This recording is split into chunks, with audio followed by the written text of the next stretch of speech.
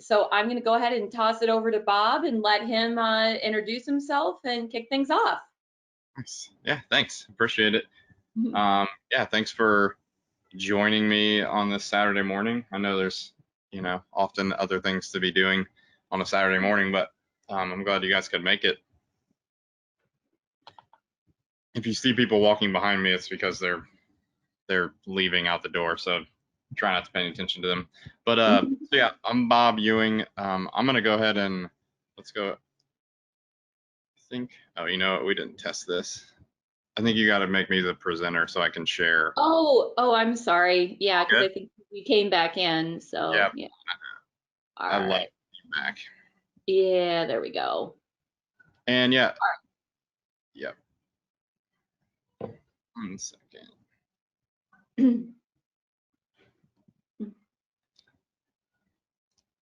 So, and just a little housekeeping, guys. I am going to just a little housekeeping. I am going to mute everyone while Bob is doing his lecture. And if you have questions for Bob as we're going through everything, please feel free to drop them in the chat, and I will be monitoring the chat during the duration of the workshop today. So any questions you have, technical issues, please just like drop it in the chat, and we can try to work through that. So. Sorry, I had to restart again. So if you. Oh, okay. You should. It looks like you're still presenter though, Bob. Okay. For some reason. Oh wait. Oh no. Sorry. There's no, two Bobs in here. Well, it's probably. I noticed that happened before. All right. Here we go. Okay. So now you should be good to go. Now we're good. Everyone's.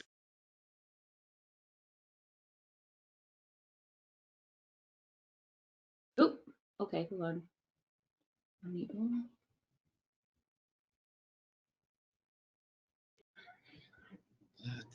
No, we don't want that. Sorry, I thought I was all.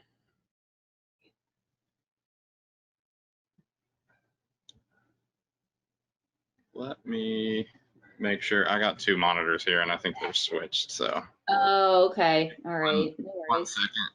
No worries. We want this one. All right.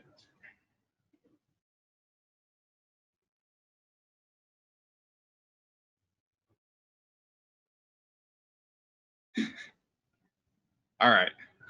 Can everyone see this giant? Okay, now it looks like I can see what you guys are looking at. So awesome. So I think we're good. Sorry, I feel like every time I've had a meeting, there's always some sort of technical difficulty, even though it's like the same. So like Katie said, if anyone has any, we're here for 2 hours.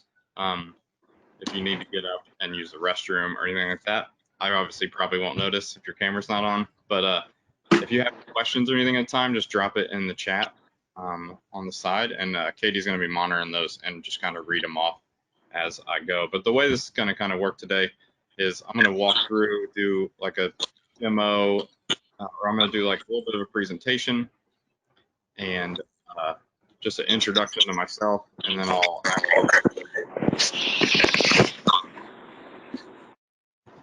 I'll actually just go over some basic stuff about what we're going to do today. And then you guys will have a little exercise to do. And I will give you a file to download when we get to that point.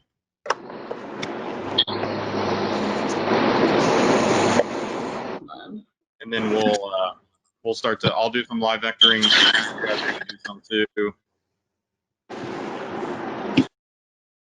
Great. Okay. Awesome. So yeah, sorry about that. There was some background noise, but so that's okay. Intro, walk over some, just kind of go through some tools and stuff we're going to use. We're going to kind of work back and forth between me doing a live demo, you guys participating in that as well. I'll have a file for you to download here shortly. And then, yeah, so we'll get started. So And if everyone could do me a favor and if I can't mute everyone because then I'm muting Bob and we obviously don't want that. So if you guys could all mute your microphones so that way we don't hear any background noise. Thank you. Nice. Speaking of background noise, that was a large boat that I'm at. Just to preface this, I'm at my wife's lake house. So I kind of moved my office down here for the morning. So if you hear any large boats go by or kids kind of screaming, that's why. But it'll be fine. So I'm Bob Ewing. I am born and raised in Indianapolis, Indiana. I've been doing design for I think about 15 years now. I originally thought I wanted to be an architect. I went to architecture school for 3.5 years before I decided that that wasn't the right path for me. And I kind of went and kind of did some odd jobs and until I kind of figured out that graphic design was a thing and went to school for that. And I started out working at like a small print shop, just basically printing other people's stuff before I got my first agency job. But now I am, since last October, I'm an independent designer now, so I work for myself, which has been really nice just to kind of be home and around the family more and not have to commute to work. So number one, this awesome illustration is by my good friend Josh Ariza. He's an incredible designer out in Southern California, and he runs a clothing company called Chomp. And if you're not familiar with them, you should check them out. But this is being a Christian is the biggest part of my life. It's the number one thing in my life, and it's kind of how I try to lead my life and my family and be better. So I always feel amiss if I don't share this part of my story because it's a huge part of who I am and where I am today. So this is my family. My wife, Stephanie, we've been together for 12 years, 11 years? No. Yeah. And then I have 2 kids, Arden, who is 8, and Nixon is 5. Arden is exactly like me, which is very good and also very frustrating sometimes. And Nixon is just like a little tiny meathead. So that's always exciting. Just a word of advice, there's a parental advisory on this. I hope everyone's over 18 years old, but this is a reenactment of my kid's birth. My wife sent me one day while I was working. Yeah. This is like one of those days where I was having like a terrible day, and my wife took the kids, out to do something to this like fall festival thing, and they were playing in this, and she sent this to me, and just kind of changed my day. But yeah, pretty fun stuff. So this is just kind of an overlook of kind of the things that I do or have done. Like I said before, consider myself an independent brand designer, but I would say I'm a graphic designer. That's I went to school for, so that includes kind of everything. The reason I like branding is because I think it kind of includes everything I do, from illustration to lettering to design.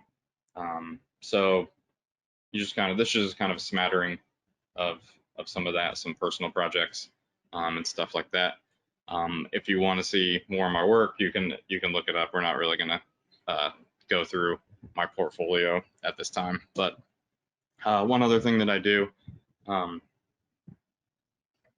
is I co-run a nonprofit called Inch by Inch with my good friend Drew Hill, and we started this 5 years ago with just the goal to basically give back to youth art education. So essentially we're a 1-inch, it used to be a monthly button club, now we're quarterly. So we have a different artists from all over the world design 1-inch buttons for us, and then we send those to all of our members, and we also sell them on our store and at conferences and stuff like that. And then we basically take those proceeds and donate them straight to youth art education. And that we support 2 charities, one in Indianapolis called Art with a Heart, and one in Chicago called 826 Shy. And both of those charities are serving inner city underserved kids with after school and summer school programs. So, and let's see. Actually, just to give you, I'll show some of that later. Usually this is a question I ask when when I'm in person teaching this class. So this was a little different. This is only the second time I've taught this virtually. So a little bit different, but if you want, it would be nice to see kind of what you hope to get out of this class. And just drop that in the chat. It can be, something simple. And I'll just like look at that because I can also address those things kind of as we're going through this. So Illustrator, everyone should hopefully have this downloaded. This is what we're going to be using today. There are other vectoring softwares, but this is obviously the most common one and the most popular, and this is the one that we're going to be focusing on today. So also, this is like the original Illustrator login screen. So now, now it's this like full color, beautiful artwork, and the artwork always changed. But this was the original one from '87 when Illustrator still, when it originally launched. You can tell by the graphics that the computers were much different back then. And I often ask, like, was anyone like remember this, or were you even born before this? Because it seems the more I teach this, as I'm 38 years old, the more I teach this class, that that's oftentimes people weren't even born until after 1987. So what is Bezier? So essentially, it's just a curved line or defined path, and it's all defined by mathematics. The good thing is that Illustrator does all of that for us, so we don't have to figure that out. I think vectoring would be much more difficult if you had to do the math while you were doing it. But just a little more history. This is the guy Pierre Bezier. Bezier. He was a French mathematician and engineer. He's the one that developed this method of computer drawing in the 60s, and he worked for the car manufacturer Renault. So just a little bit of history about where the even term Bezier came from. Imagine if his name wasn't if he had like a terrible last name. I think Bezier is a pretty cool name. So these are the 5 kind of main tools that we're going to be using today. And I know some of this is probably, this is some beginner stuff, but I think it's important to know that this is really all we need to do this process. So we have like the pen tool, and which is this guy, the main thing. This is what we're going to use to draw with. It can be kind of fickle, and I think a lot of people are scared of it. And I think we're going to talk about some things that we can do today to simplify it and make the process easier.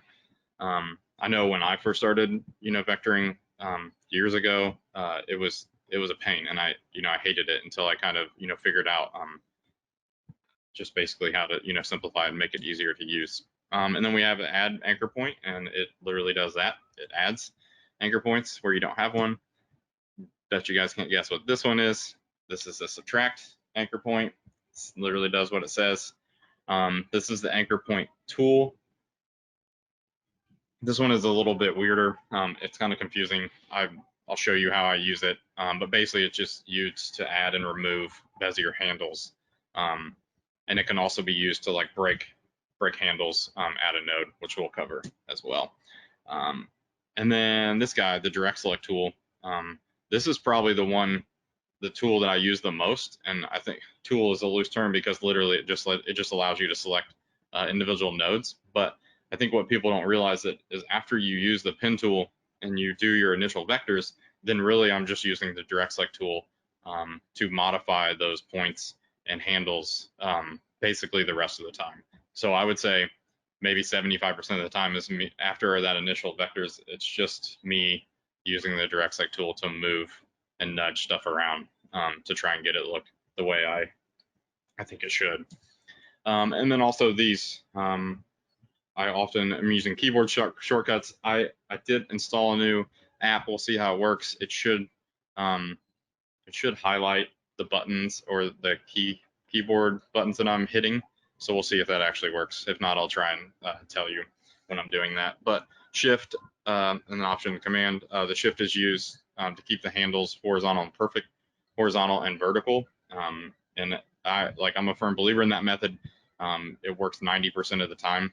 There's always going to be exceptions to the rule where you need to have handles on a different angle. But this is probably the single best thing that I implemented or learned that helped to simplify the pen tool the most. So, and then option, is just used to modify the tool.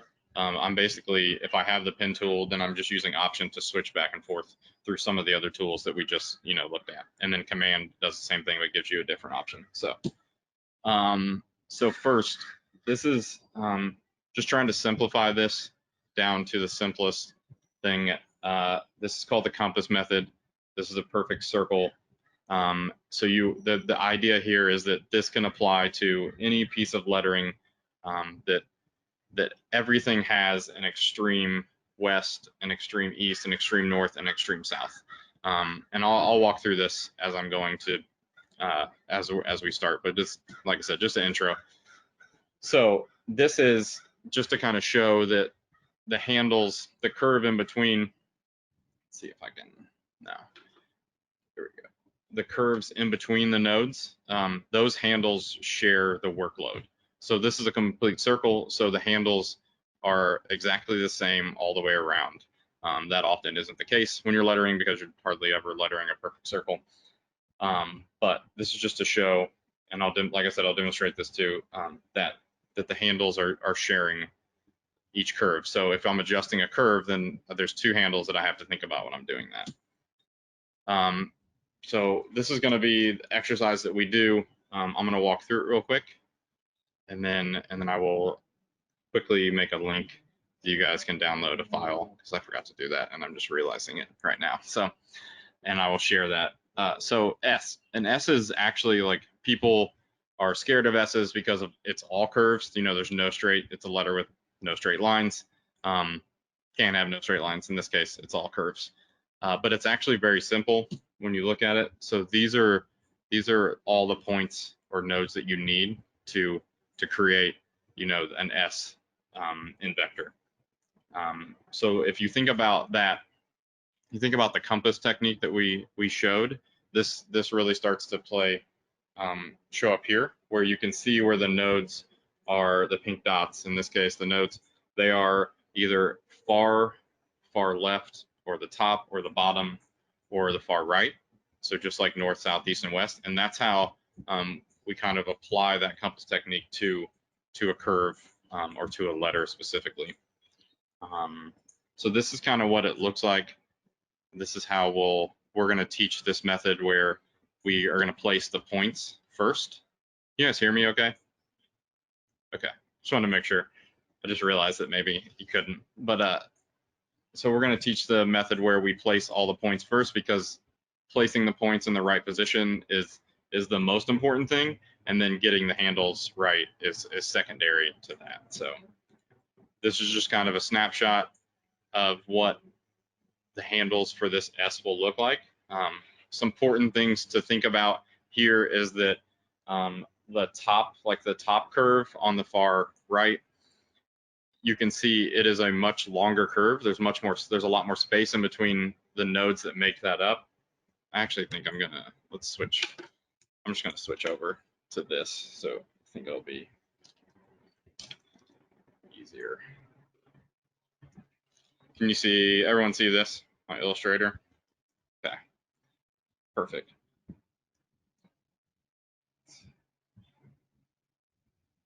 So looking at this S, you can see that between this point and this point, the curve is much longer. So these handles are longer or stick further out, because that's how you get a longer curve. Whereas in here, where you get these shorter, when the points are closer to each other, like they are here or here, then those handles are going to be much shorter. And that's just something to think about when you're doing this. Sometimes, whereas like if this, you can see, like if these handles are crossing, then you can just see that's why that angle, or that's why that curve looks weird. So that's actually like one of the rules is typically hardly ever would you have these handles cross each other. Like if you drew an imaginary line from this handle and this handle, if they intersected, you don't want that to happen. So, all right, so let me make let's see, is there any questions right now that we have while I'm pulling up this? I don't see anything in the chat as of yet, Bob. Okay. Yeah. If anyone has a question right now or concern, if you want your money back, I don't think that's an option at this point, unless it just goes really downhill from now. But uh, just now would be a good time while I'm doing this real quick.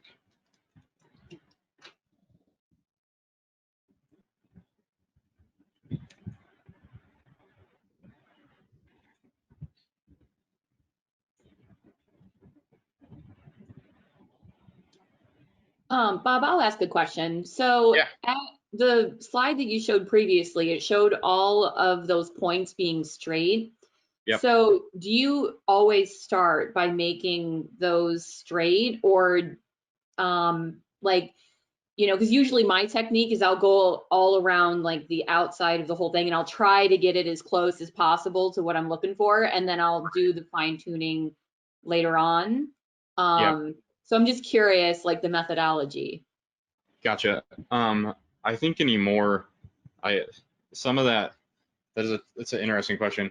I always so yes, the answer would be to always keep them straight at first. Mhm. And I think when I walk through this first demo, I think that may help answer that. But there's always going to be occasions where, for instance, like this, where this is broken right here. Oh, that one's straight too. Oh, actually, all of these are straight. I didn't. That's why I picked this. There's always going to be exceptions to that rule. So there'll be instance like just for instance, like if I wanted this to curve up more, then those wouldn't be straight. And I think I just know in my head that's going to be the case. But that's a so I will like inherently do that while I'm working through this. But I think if you just keep the idea is that to keep everything horizontal and vertical using shift, and then you can gonna go back and edit those later if it doesn't look right, because there's never been a time where I've vectored something and then not gone back and completely touched almost every single node and handle in a piece of lettering. So like I was saying before, this tool that I'm using now, the direct select tool, the white arrow, Mhm. it's the one that I use the most. So hopefully that answered your question. I'm not sure. I may have just completely dodged it. No, I guess it was more like you showed us a picture of like sharp angled, like like where all the points connected on the S. And I Yeah. thought that you were just like doing like instead of, pulling out to get the Bezier handles, like it looked like just a Oh, straight version, you know what I mean? yeah. So you're talking about when I was showing this, like them crossing? Yeah, yeah. So, and Jonathan also, I think he mentioned so the less anchor points, less likely to have arms crossing, is what he True. said. So Yeah. that's why we're going to focus on. So sorry, real quick. I just put this URL up here. Everyone has a second. I know you can't like click on it or anything, but just copy that real quick and download the file. And there's three pieces of lettering in there. You can kind of see over here. We're going to start with this S. So I've locked the S layer, and then we're going to work on this layer that's right above that. That's where we're gonna. So we're gonna kind of walk through this. But the whole goal here is to, and I think the reason the pen tool people have difficulties with the pen tool is because they're often trying to use far too many points or nodes, and that just like severely overcomplicates the actual pen tool itself. And I can show you. We can kind of walk through that real quick. So if I wanna adjust this arc right here, I only have to worry about these two handles. Those are the two handles that adjust that arc. And if I'm holding shift, then I'm only worried about this one moves in and out, and this one moves up and down by holding shift. If you don't hold shift, so essentially now I've kind of simplified it to only a couple variables, um, up and down, and left and right. Those are the only two things I can do. If I don't hold shift and I start to put this on an angle, now only am I moving up and down, but then I just infinitely added in every angle, you know, from here to there, which can just make it that much more difficult when you're trying to letters or vector something. So that's kind of like the main reason for the horizontal and vertical path. It's so that when you are editing, it's not so you can highlight these and everything looks, you know, perfectly straight. That's not the goal of this. The goal is to simplify it so that you can vector something easily. And when you're making adjustments, which is a lot of what vectoring lettering is, you can simplify how to adjust it. So if you think about this too, if I simply add in, if I choose the add anchor tool, and I add in an anchor here, now if I want to adjust this curve, now I have this handle, I have this node, both of these handles, and this one. So I just added, you know, basically a bunch more variables to this single curve. You know, this is one curve of a lot of curves that make up this letter. I just added a bunch more variables to this just by having a single anchor point where I don't need it. So this is where the compass rule comes into play. And I think it'll be easier if I just show it here. So this, you know, just like the compass, this is north. This is also north because it is the farthest north, the farthest part of, or the farthest extrema of that curve. So another way to kind of show that is, and sometimes you can do this with your sketch, is we can just drag some rules in here or some guides. And I've done this before on a sketch too, where this kind of helps you know where the anchor points go. So if I was, okay. So real quick, I just want to make sure, did everyone get this file? I would assume. So basically I'm going to walk through this and I want you guys to kind of try this too. And then I think ideally it would be nice if you're having an issue or when you get it, you can just take a screenshot and drop it in the chat. I think you should be able to do that. You do have an advantage here because, the reason I supply this file is because I want you guys to be able to compare like what you're doing to the way I did it. Now it's not necessarily the only way to do it or the right way. It's just the way that I've did it this time, but using all of the techniques that we're going to talk about. So you'll be able to kind of unlock that bottom layer and then the other pieces too, and kind of compare. But so the goal is this: you're gonna make sure that the final S layer is locked. You're gonna be on this working layer, and then we're gonna just take the pen tool, and what we're gonna do is you can kind of see it's a little bit cheating because the vector is underneath it, because it'll actually, if you have smart anchors on or smart guides on, it'll actually tell you where the anchor points are. But you can kind of see where I drop this guide in and where it meets the top of this letter. That's where I'm going to put an anchor. So one thing I always do is whenever I'm vectoring something, I always do it in outline. And I usually just will pick this like magenta color. So here's what I'm going to do. I'm just going to go through and I'm just looking at basically where these curves, like, so this, just this curve is basically a west. And I know it gets a little confusing, but I think the more you get it, the more you do it, and the more you think about it, it becomes a little more clear and it'll just kind of become a natural thing. So I'm looking for every point where, and I'm just going to go through, and you guys can watch this or you can follow along. I think it might be better if you watch first and then I'll give you some time and you can actually try it. So just like I showed in the diagram, this is what we're doing first. So placing the points where they need to be is the most important thing when you're vectoring something, because it all has to do with that, with the extrema of this curve or here, or going back to that compass technique. And then what we're going to do is come back in and we'll use this anchor point tool, which is, and then we'll add in all the curves. And when I'm doing this, I'm holding shift. Let me move. Let's see. Actually, give me 1 second.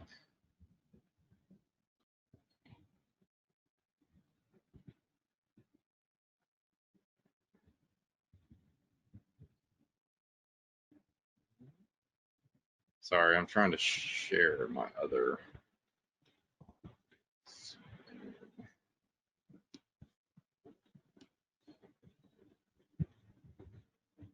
1 second.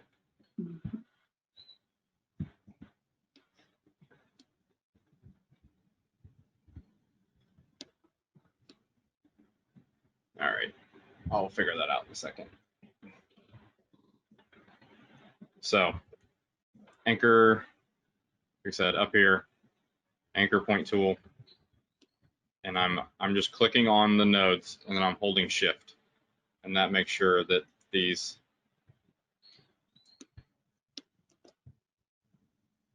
So I'm just going to go through and drag all these out. You actually have to, you have to make sure you click and drag and then hold shift. It can be a little bit. So we'll just drag all these out, even this one.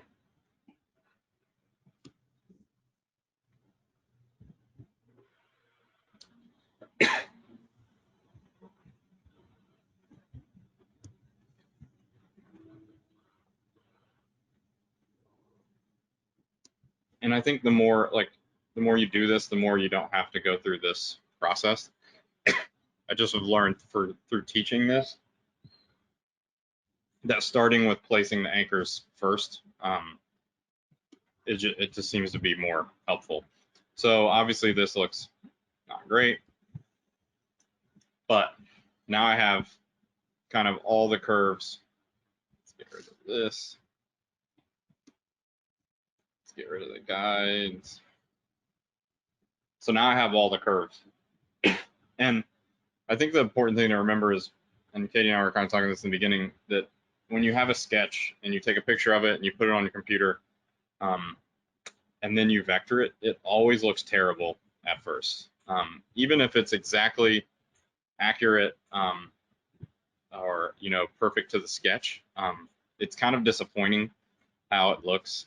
And I think over time I've just learned to realize that's just the initial vectors, and there's going to be a lot more work. As I said, very seldom will I vector something and then not go back and adjust every single point and every single handle. So then at this point, we're going to do just that. So I'm going to start, and here I am. I'm just using, it's A. You can use the shortcut A, but it's the direct select tool. And the key is make sure you're holding shift. And then I'm just going to start trying to line these up with what's below.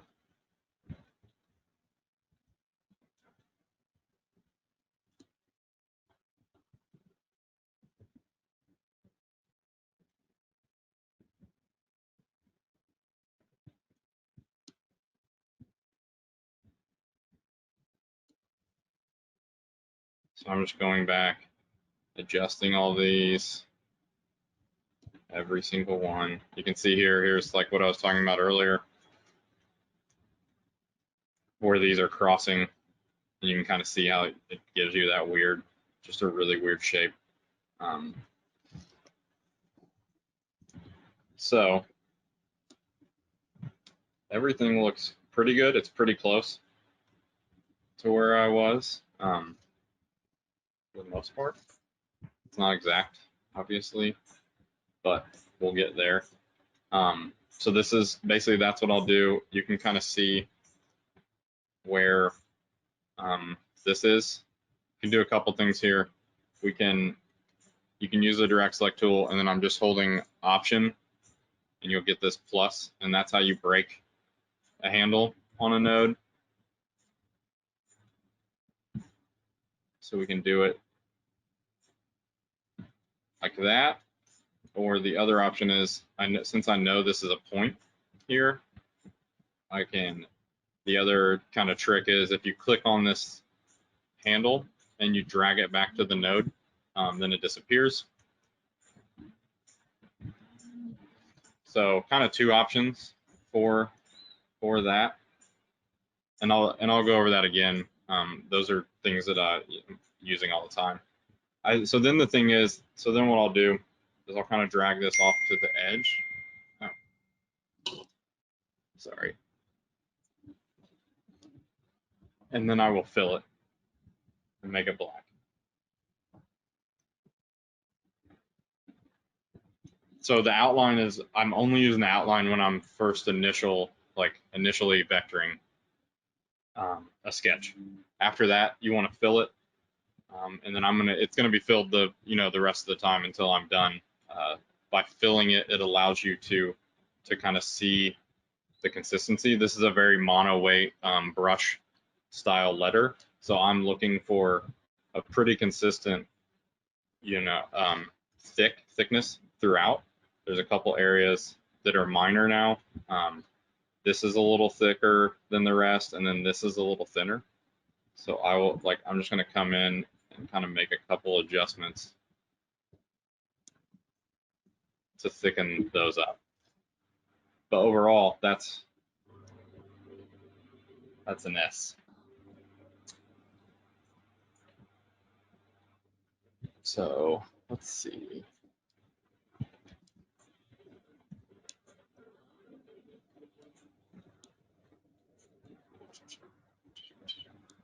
So anybody have any questions? So I think the best thing to do would be to take a few minutes. If you haven't already, you guys take a turn kind of going through and placing those vectors. And then I can answer some questions about that. In the meantime, I'm gonna show some more stuff. If I could figure out how to. Bob, I have a question for you. Shoot. So as you are placing all of the individual nodes, are you trying to make sure that they're perfectly aligned with each other? For example, on the far left-hand part of that S, right? Like when I look at those, yeah, exactly, those two handles, do you want to make sure they're totally in line with each other using the align tool? No, because in all actuality, they may look like they're in line, but they're not. They're really close. Let me show. You can see see how this one's slightly above. Yeah. This one? And that happens, and I think it's better demonstrated over here, probably. Let me turn these off. So you can see where this one's lower. A little bit, it's slight, but typically the inside of a curve is going to be either higher or lower than the outside, and it depends on kind of a few things. In this case, the curve is much sharper and shorter up here, and it gets longer here. So it's going to be down in this instance, and it doesn't necessarily. It's probably too specific of an answer, but the fact of the matter is that to answer your question, no, they're not aligned, even though these are similar. Like this is a better example. You can see how these are off, because since this is an inside curve and this is an outside curve, they don't actually line up perfectly. If it was a circle, it would, but since this is more, of an oval and there's a little bit more of a stroke to it, then they won't line up. Okay. I wasn't sure. They looked like really close, and I guess maybe I'm looking at it very small. I was like, oh, is that another method he uses? No, it's often not the case, and you can kind of see if you look at these, you can kind of see where they're all off a little bit. Yeah. So this one's down, this one's down. This one will be up a tad compared to the outside one. This one's up, a tad compared to the outside. And I think it's just things that you learn over time, or you take notice of, and then you start to recognize that, okay, I know that this point is not going to be perfectly, in line with with the point on the outside. Mm-hmm.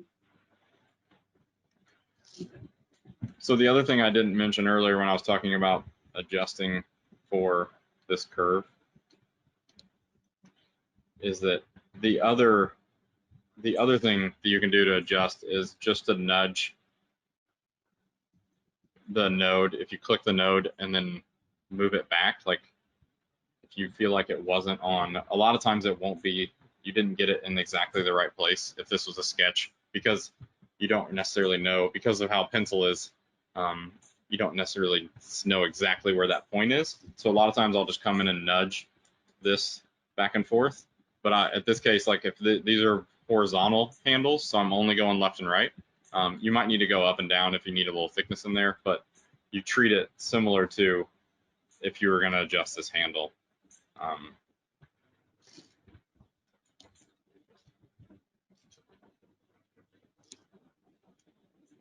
So I'm trying to figure out how to stop the share screen to go back. There it is. Okay. Okay. I think I figured it out. Okay.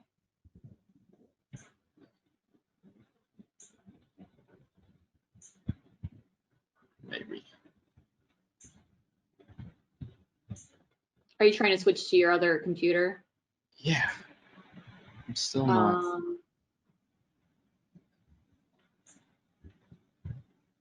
Let me see. Okay. I think we're good. Okay. Camera not? There we go. Hey. All right. So. Sorry. I'm on the wrong.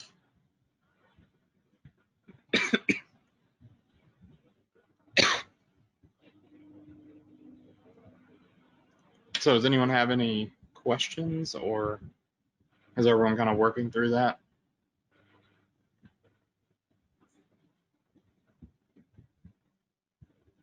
I think we're doing good. Okay. I finished mine. I think it looks pretty close. I'm curious if this methodology is going to be the same, using like, the north, south, east, west, like rule for italics as well, like other kinds of, fonts. Yeah, so it does work on, we can get in, we'll get into that next. Okay.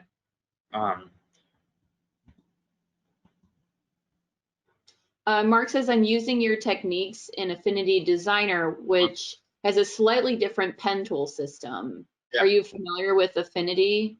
I'm familiar with it, as I know what it is, and I may have opened it before, but I have never really dove into it. But like I said, I think the good thing about this workshop, and really the goal is, like, while I'm using Illustrator, it really works. These kind of like theories or techniques work across any of the vectoring platforms. So I mean, I have friends that use Glyphs or RoboFont because they feel like they have a superior pen tool, or they just like it better because they're font designers, so they're more comfortable with it.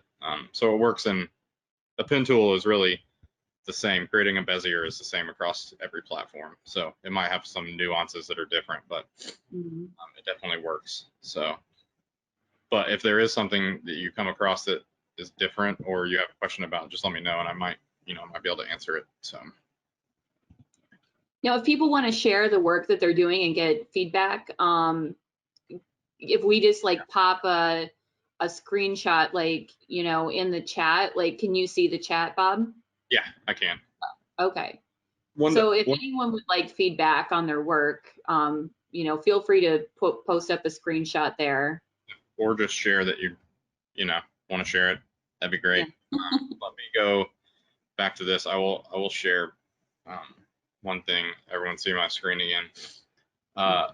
If you go, sometimes it used to be not selected, but if you go into preferences and then selection and anchor display, so you go Illustrator, preferences, selection, anchor, display, it brings up this. There's this click box down at the bottom, like down towards the bottom, that says show handles when multiple anchors are selected.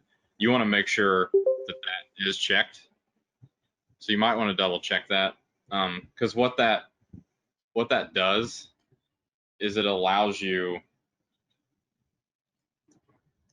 to see all, like if you select something, it allows you to see all of the anchor points.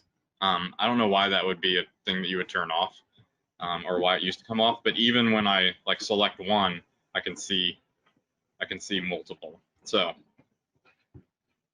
that is an important, you forgot to mention that in the beginning.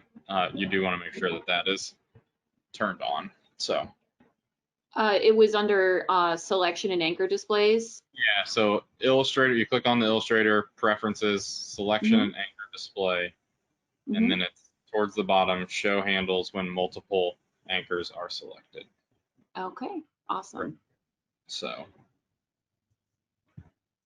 there's a bunch of other things you can adjust in there, but I've never really messed with them. They have to do with like how things look and are displayed. But so let's go.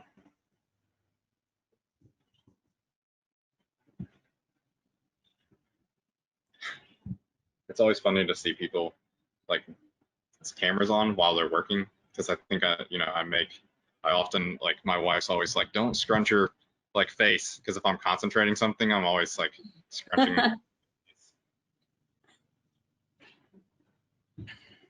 Let's see. Oh, is that an inch by inch I'm hat? trying to do a test Jake? and see if I can do it. What's that? Jake has an inch by inch hat on, so. I thought the times were in Central, and I just saw that they were in Eastern, so I hopped on a little late. Gotcha. Had to show the fandom. Well, thanks, Bob. Yeah, I appreciate it. We still have plenty of time left, so. This is a new, actually, long sleeve inch by inch shirt that we had made and was going to come out at Creative South, and then obviously that got canceled. So, like everything did earlier this year. So. Bob, Jonathan says he cannot find preferences in PC Illustrator. That's a good question. Then Shane said try Control K. Thanks, Shane. I'm not familiar. I couldn't tell you last time I used a PC. I do know that the preferences are the same because it's Illustrator. You just might have to Google how to turn, show all handles.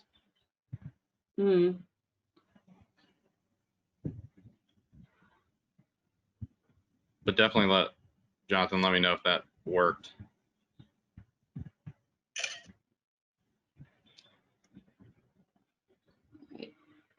Awesome.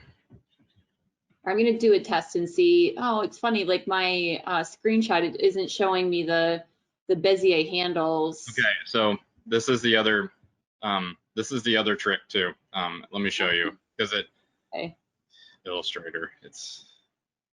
So if you select, what you have to do, if you select everything, and then if you control, if you Command Shift 4 to take a picture, if you still have an Illustrator active, then it does this. So I don't know why that is. So what you have to do is you highlight this, and then what I do is I'll come over here, and you can see my cursor, see it on the desktop. I'll click on the desktop, so then you'll see it says Finder up here, and then if you do it, then it works. Oh, sneaky. It's so weird. I don't know. Like, I don't know why it won't let you take a picture of it, but for whatever reason, if Illustrator is active, then that's what it does. So once again, you just select everything, and then you just have to click like on the desktop, and then you can, so that the Finder is active, and then you can take a screenshot of it. So. All right, cool. That's an awesome trick. Yeah. Well, I think like a couple, it's probably like 3 or 4 years ago at this point, but someone showed me that, and I was like, that's amazing. It was I actually remember the day, because it was so like mind blowing that because I couldn't figure out how people were doing it. And then it was my good friend of mine, Ian Bernard, if you're not familiar with, he's in the UK. He's an incredible letterer and just a fantastic human being, but he pointed that out to me. So. All right, so let's see. I think if we have a smaller group, there's only 15 of us. So I'm trying to see if I can, share the screenshot I did within the chat, and it seems it only lets you type stuff in from what I can tell. No worries. So if someone would like to share what they did Bob. Yeah, I mean, does anyone have any questions, or are they struggling with something that, because we No. can switch to your screen and kind of walk through that real quick before we move on to the next exercise. So, and Tanya asked, who is that really good lettering artist you mentioned? Oh yeah, here. Let me just put his Instagram in here. That'll be the easiest. There you go.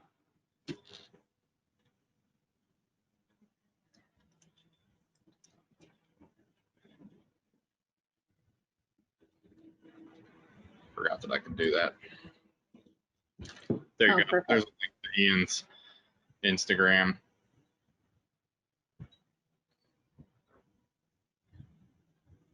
Oh, nice. Yeah.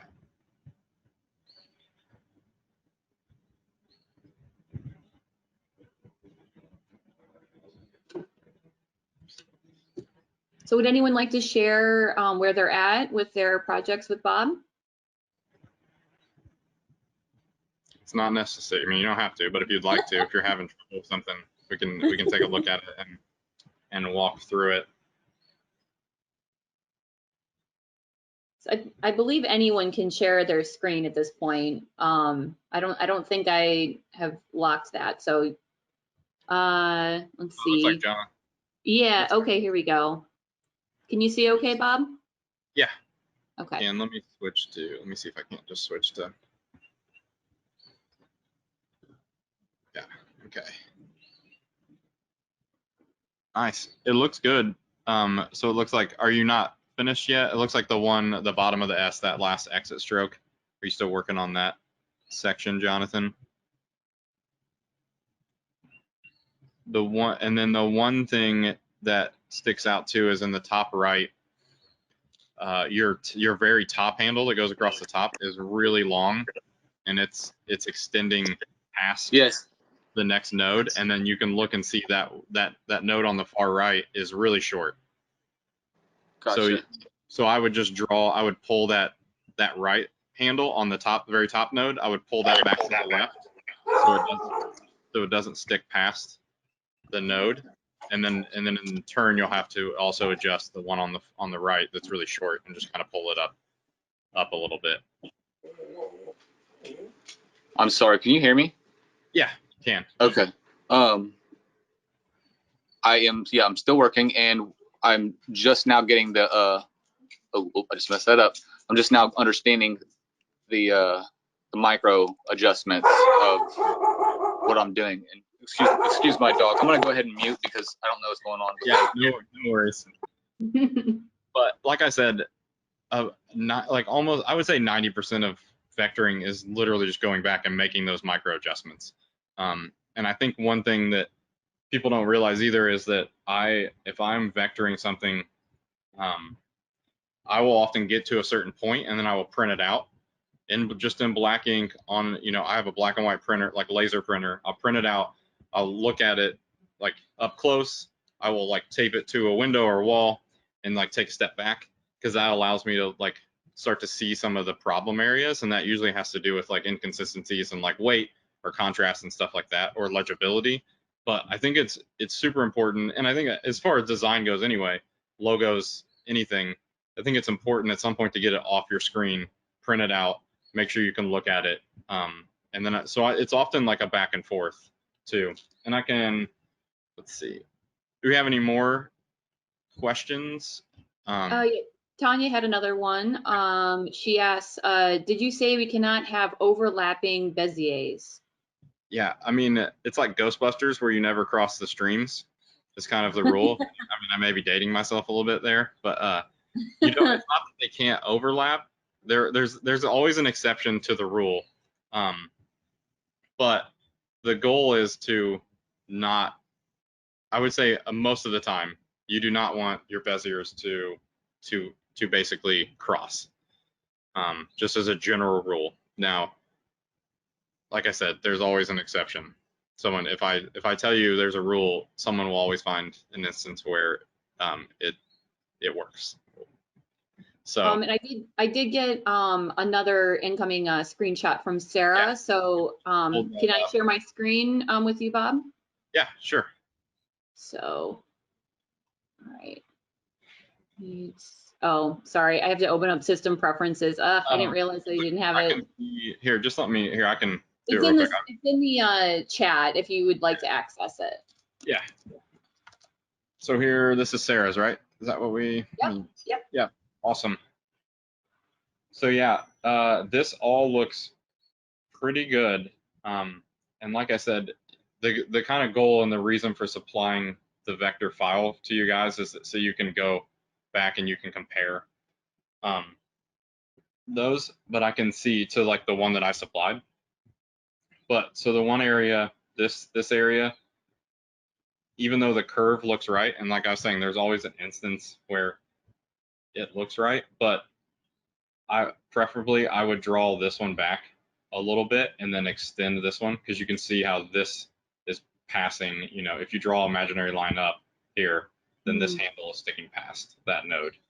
And then the other thing is I can see the handle right here just past the node.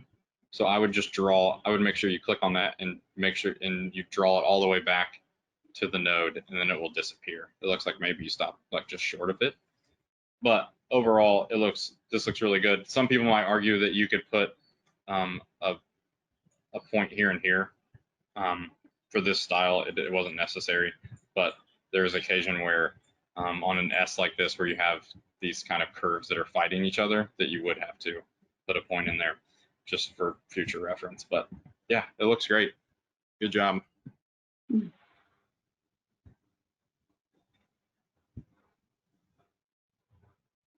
Oh, all right. Anybody else have any questions about that, or any kind, really any of the things we've gone over before or up to this point? Because I think moving forward, the techniques or the things that we talked about, or whether I explain them clearly or not, those are what we're going to be using to kind of move forward with this. Just as we're just going to start with more letters, and I'll show you like when you're connecting letters and kind of the process of why I do the things that I do. All right. Sarah says, awesome, thank you. Awesome, no problem. And after this is all over, I will drop my email in the chat too, or Katie can send it to you. I don't know how it works best. But then if you guys have questions after this or concerns, or you can email me, and I'd be happy to look at something or take a look. Even if it's something in the future, if you're vectoring something, a piece of lettering, and you need someone to critique it, I'm happy to do that. I have a few friends that I always send stuff to look at stuff. And when I was just starting out, I would do that, blindly send stuff to people, just hoping to get some feedback back. And sometimes people did, and sometimes people didn't. And that's just the way things are. But I would just say, if you are going to reach out to someone and ask for feedback, just to tell them to be as honest and blunt as possible, because I think sometimes people can be reserved a little bit in critiquing something if they don't know the person and don't necessarily know how they will take it. So just a little word to the wise. All right, so back to this. Actually, let me think. I'm gonna switch real quick, because I noticed that the keyboard app that I was using was working. It was just on my other monitor for some reason. So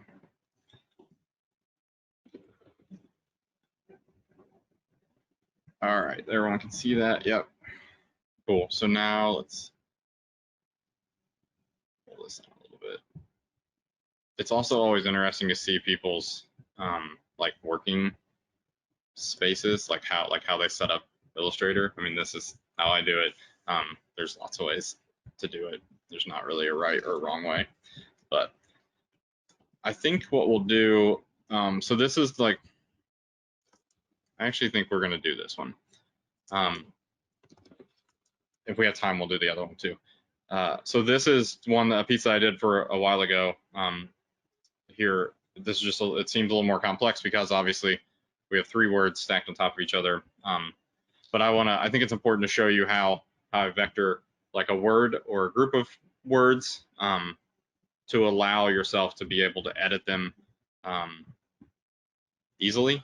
So I think the key here is, let's extend this out. So let's see. Yeah, can you see that? Yeah.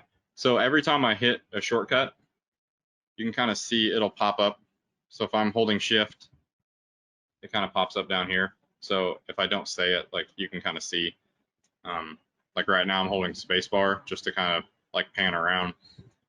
But so when if this was a sketch, and actually I changed my mind. We're gonna do this because I think it's important. So this is the sketch that I did for the kind of the title screen for this. You can see it's pretty small. I don't have my field notes on me. This is in a field notes. I'm a big fan of like those little notebooks. I fill them up all the time. I don't think I can understate the importance of sketching and drawing as a designer, and especially a letterer. I prefer pen and paper or pencil and paper. I know lots of people use iPad Pro. I have one of those. Mostly my son just plays Roblox on it now because I just couldn't figure out a way to get it like into my process. And to tell you the truth, I really just enjoy drawing on paper. So this is a sketch. It's pretty rough, but I think it's just important to kind of show you. I'm just going to kind of walk through quickly how I would vector this. And when I start this, what I'm going to do is I'm going to do each letter separately, and I'll kind of explain that why after we get through it. But I'm also going to think about like I'm vectoring these in the way that I draw, like I would draw them. So like I'm going to vector this over and then up and loop into here. I'm going to start the E here and come around C here and come around. Like it's a mindset thing, but it's just thinking about like how I would draw that letter is how I want to vector it.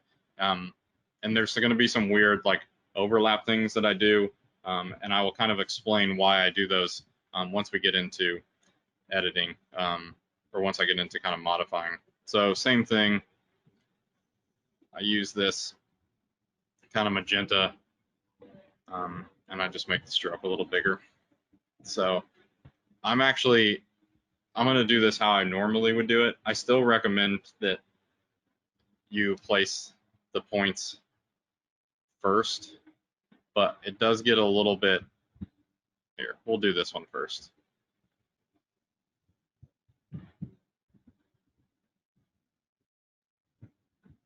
So this is, it looks very strange, but this is how I would vector, make that a little bit.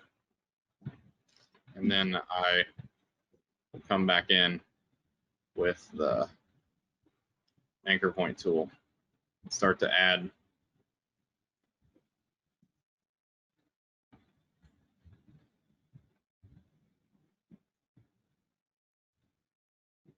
And really, I'm just, like I said, I'm just kind of drawing these out.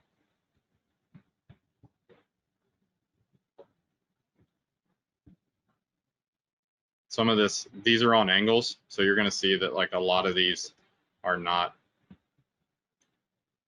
going to be perfectly horizontal.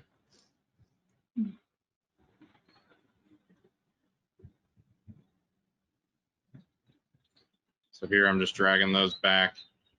Same with these. And like I said, I'll explain in just a minute why I'm overlapping like that.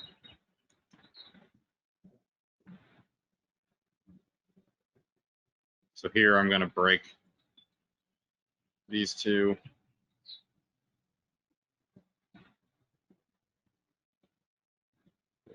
Crossing.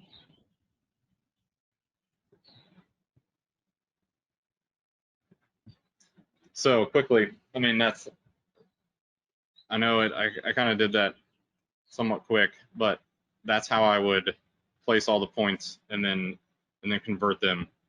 And so there's a couple weird things going on. This little overlap and this one, they're the same. And then obviously this point that kind of comes up and crosses over here too. And the reason I'm doing that is when I fill this, it's still like a complete shape, and it doesn't like sometimes you'll get some weird shapes and it would knock out the center. Give me a minute, I'll think of an example like how to show that. But the reason I'm overlapping these corners, it's always an inside corner. It's so that I can adjust, like if I want to adjust this thickness, then I'm only adjusting this thickness. So by overlapping, the only thing I'm adjusting here, and like I said, I'm just trying to simplify everything to only what I am like trying to make an adjustment to. So whereas if, let me show you this real quick. This should help. So if we just did it like this, just a straight outline, if I'm adjusting, if I only want to adjust this thickness right here, and I do that, now I'm also adjusting all of this in here. So just by doing this simple overlap, it allows me to adjust only the thing that I want to adjust. And then if I want to adjust the thickness here, then I'm doing the same thing. So that's why I will, and you'll see other people do this. I mean, I learned this from watching. I never did this. I just used to go around the whole thing until someone taught me, you know, how to do it this, or I noticed that someone else was doing it. So same thing down here. I can adjust the thickness of these. And so this is a downstroke. Typically a downstroke is, even though this is like a very mono-weight or pretty close to a mono-weight piece of lettering, upstrokes will be lighter than the downstrokes. Even if it was a mono-weight, there's going to be some slight contrast there. So, and then the same thing for this. So if I just want to adjust these curves, then I can adjust those. Whereas if I came up here like this, now all of a sudden, and then the other thing is now I have another point here that I have to think about. Whereas if I want to adjust this curve here, I can adjust it using the two things, you know, two handles, just like we talked about on the S. So now I'm only adjusting these, where if I need to change the thickness of this here, now I have to 1, 2, 3, 4, 5 nodes that I just added by doing a shape. Whereas if I only want to adjust this, like I can just make this a simple adjustment to make it narrower. So that's why I'm overlapping those things. So just moving on, I'm just holding shift. If you click and then shift, and like I said, just like the S, I'm looking for those, like this is the topmost point of the E. This is the farthest most right or eastmost, you know, point of the E. So that's, I mean, literally this is what it looks like every time I vector something. It looks terrible. There's a friend, his name's Matthew Smith. I will share, he's a type designer, but I think on Twitter, he has like a running feed of his initial vectors, like when he initially vectors a letter, like how terrible they look, and they'll just share like the screenshots of them. So I'm just going back. And this is at the point where it's kind of like watching paint dry, and it's very tedious. Mark asked, do you typically draw each letter separately? Makes sense. Just checking. Yes. So that's another thing that I learned a while ago. You know, at some point that kind of changed the game for me was to draw everything separately. And I will show you. And it all has to do with adjustments and making modifications. So I'll show you basically an example of that in just a second once I get.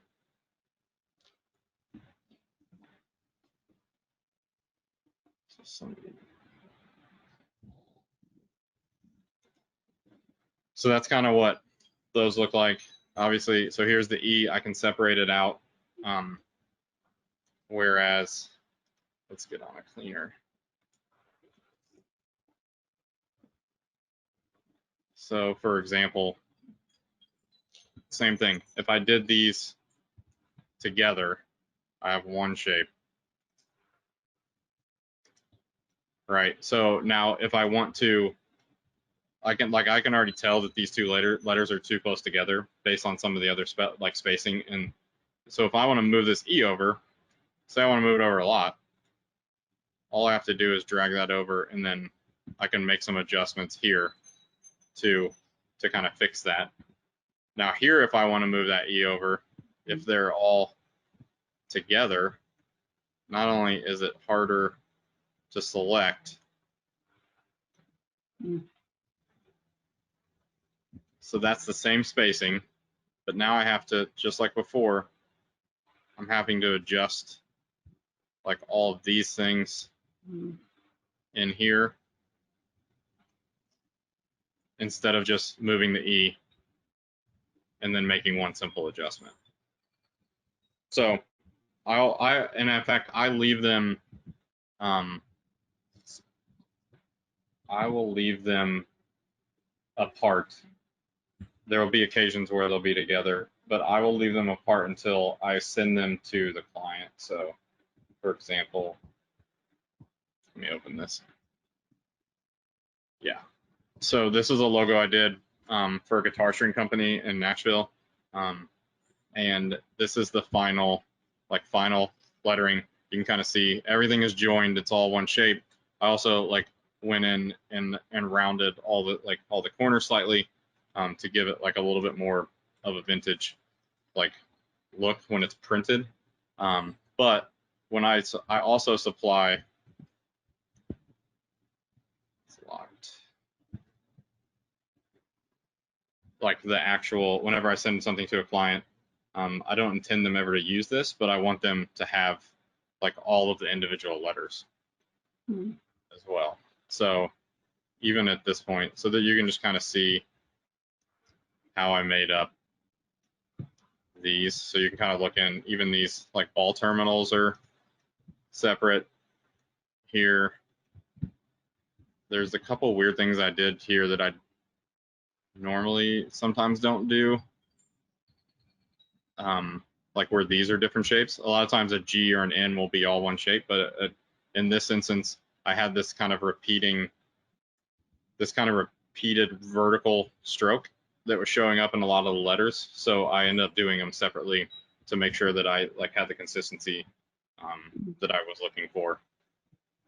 So, Bob, I'm curious, do you ever take aspects of a letter, like looking at the String Joy example that you just shared with us, and like for example, like the downstroke of the N has a similarity to like the I. Do you ever like reuse like curves or aspects of letters, like copy paste, or is that kind of like a no-no for you? no, so I mean, so the answer is yes, but it's also no. I think a lot of times when you're doing hand lettering, there is some nuances there that you want to keep.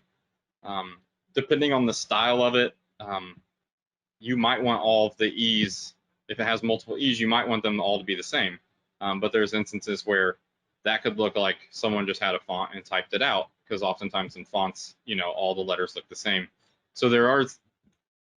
So oftentimes I will make them slightly different, unless it's like something that's very rigid and needs to be super consistent. But if it has any sort of like motion or flow to it, then oftentimes they're not the same, because based on the letter will change some based on the letter that's before it or afterwards. So you can kind of see where this R, this isn't a typical like cursive R, but we didn't really like the one with the loop that came down and all the way up. So this R looks different. If this was an O next to it or a G, something that was rounded, this exit stroke would look different. So I think that's the biggest thing, is that sometimes the letters before and often after determine, kind of the intro and exit strokes of a letter, which make them, slightly different. Now in this case, I would use, like, there's similarities here, and I want the letters to feel the same. You can see as I hold this over that they're pretty close to the same shape, but there's some differences in the fact that the N is thicker. And that's because it has a much, it goes into this downstroke that's much longer or taller than the R. So this is a shorter stroke. So if it was the same thickness, it would just optically appear thicker than the rest of the letters. And those are, unfortunately, those are things that you can't teach, but those are things that you learn when you have someone critique your work. And I think that that's the important thing about having someone critique it, because there was all, like in the beginning, there's just things you don't know, and you don't see them if you don't know about them. So you need someone else to point them out to you. And even to this day, like Mark Canesso is a good friend of mine, and he's probably the one person that I send a lot of work to look at, and he has like an incredible eye, because he's an incredible letterer, but he also designs fonts. I'll put his information in the chat too. Check him out if you're not aware, but he has a really good eye, so I often use him to critique my stuff, especially, and it's usually like at the end, it's like, hey, I'm going to finalize this. I just want you to kind of look over it if you can. So hopefully that answered your question. Yeah, totally. And is there a way also, like you mentioned about the rounding around some of the sharper edges, in order to make those, do you optically do that, or do you have like a resource in order to keep them all consistent with each other as you're adjusting? So you're talking about like these, yeah, like the top of the T, you know, like they have like a slight rounding just to make sure the consistency is there, like yeah, so across like the whole thing. Yeah, so in this instance, what I would do is I basically am like looking at this, like I'll use the corner rounder tool in Illustrator. It's actually a great tool, and now you can do it, right here to kind of play with it. So usually I'll find, like, I'm finding a balance of like what I think looks right, and then once I like have that nailed down and I know exactly what that is, I will go in and I will select kind of all of the areas at once that have the same angles. So you can kind of see, I would do all of these at the same time. Even this little guy, this guy, that one. So all of those, and this one, all of those have the same, kind of angle. So they're similar. So I would do those the same. And then this one, you can see this one's actually at 0.01. So the angle is less, where, so this one is more than 90 degrees. This one's less than 90 degrees. So if you made it the same, it would not, it would look more round, because it would be more round than the opposite. So there's just things that you learn. And a lot of times I'm just doing that optically. It's not necessarily an exact science. Like I didn't know that like this one was going to be, 0.1 and that 0.1 and that was going to be 0.2. It's just, you just kind of have to play with it. So, but you can save yourself some time by, picking the angles that are similar or exact, and doing those together. So. And Jonathan asked, option plus question mark for anchor break. Oh yeah. So let me find one. So if you have, it's basically just option and then the direct, you can do it with the direct select tool. So I'm just holding option and I'm clicking. So hold option, you click on the handle, and then that's how you break it. The good thing is you can do it with the anchor point tool too. So a lot of times I'm just using, if I just have the pin tool selected and I hold option, then you can break it with the anchor point tool. So. All right. So I'm gonna move. So my suggestion would be, I'm gonna keep moving through this, but I think it would be good if anyone in the class just starts to vector, like pick one of the other layers that was in the file that you downloaded. There's two. There's the vector one, or there's the own your own style. I would just pick one of those and start to vector it, and try and at least get a word done. Like, so if you're doing own your own style, do own.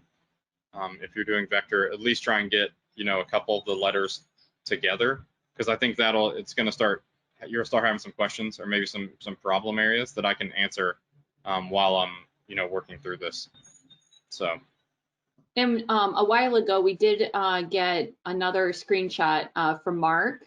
Oh, yeah. So if you're able to pop into the chat, it was Yep. back just like a few comments.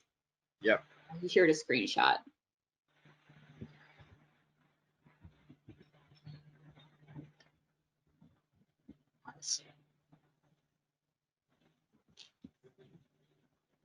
Yeah, it all looks good. This area, like, so right down here, same, like this handle is sticking past, and so is this one. So I would recommend, you know, pulling this one up a tad, and then drawing these out. That'll give you the same, it's going to give you the same curve. It'll just be a little bit smoother.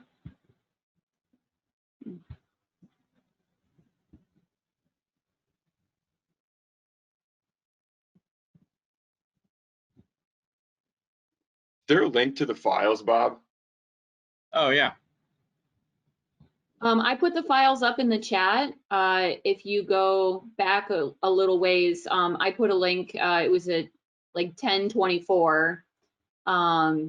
If you go there, you should just be able to click it and get those files. Here, I'll drop it in here. You copy and paste it again since I got on late. I'm Thanks, sorry, I didn't realize. No The whole history.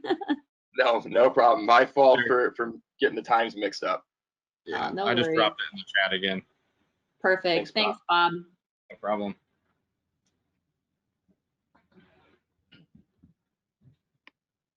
Okay, so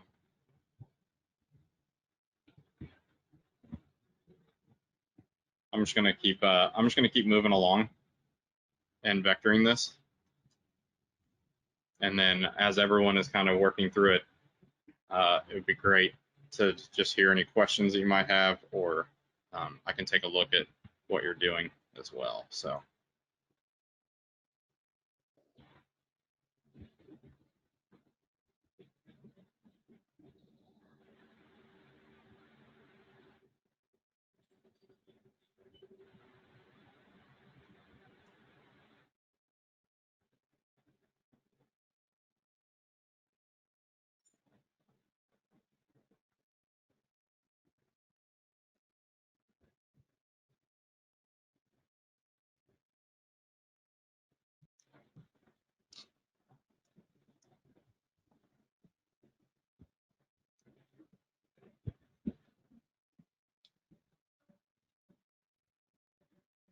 Another thing to remember too is don't be afraid to like make a copy of your lettering, because there's oftentimes you have to go back to look at something else. So just for example, here's kind of just the process that I went through. So this was kind of the initial vector phase. I did make some adjustments right here, just some spacing things. And then this is what it looks like initially. So like the first things that stuck out to me was like the V is like a lot heavier than the rest of the letters. The E, the C, and the T are like close together, or like this space sticks out basically. Everything's pretty tight, but there's kind of a bigger gap here.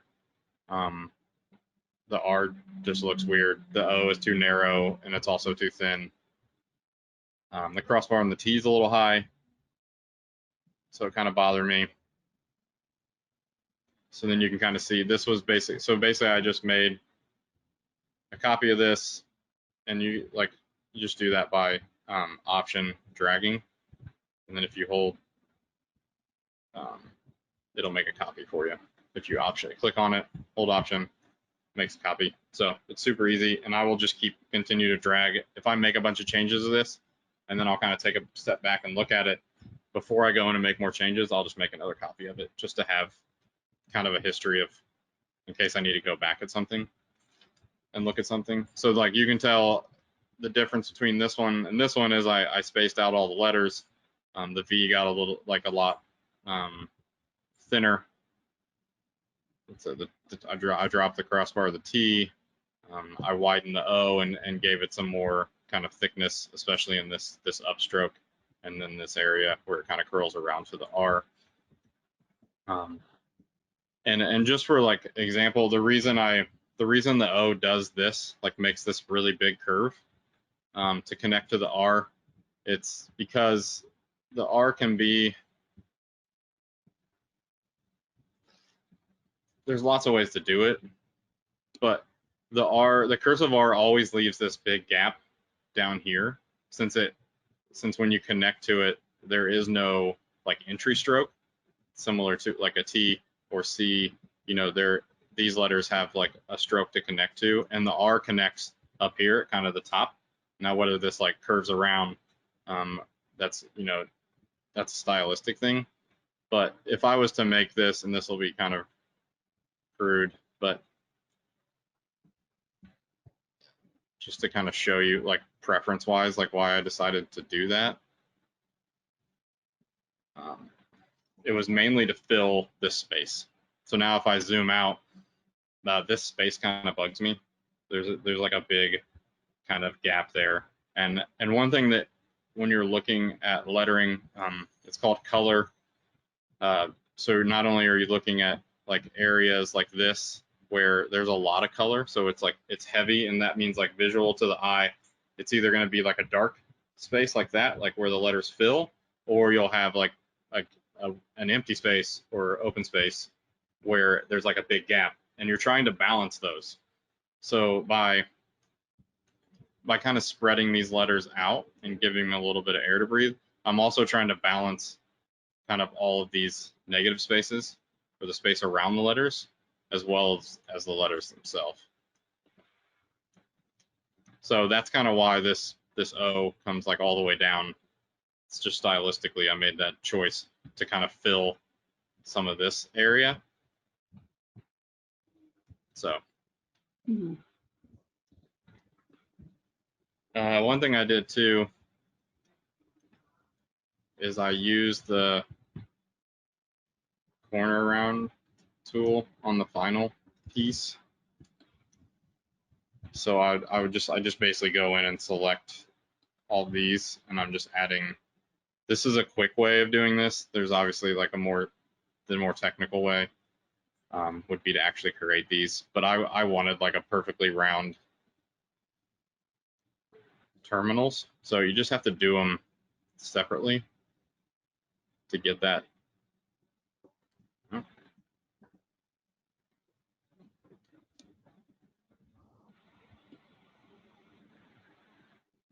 Just to give it, and so like you can see the difference between these two. I mean, they're exactly the same, but just by rounding the corners, it gives it a completely different kind of like feeling. It's a little bit more approachable, a little more fun maybe.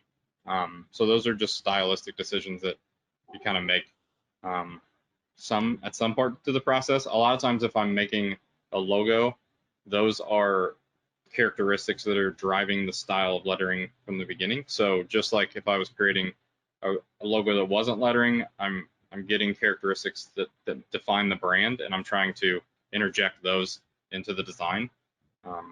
So in this case, if it was like fun or approachable were like some of the characteristics that someone wanted for this logo, then this would be a way to like achieve that. Oh, so if you don't, the corner round like tool will show up if you highlight everything. You can kind of see these, but it may not be turned on. So if you go to view, where it's right here, let's do it again. It'll say show view show corner widget.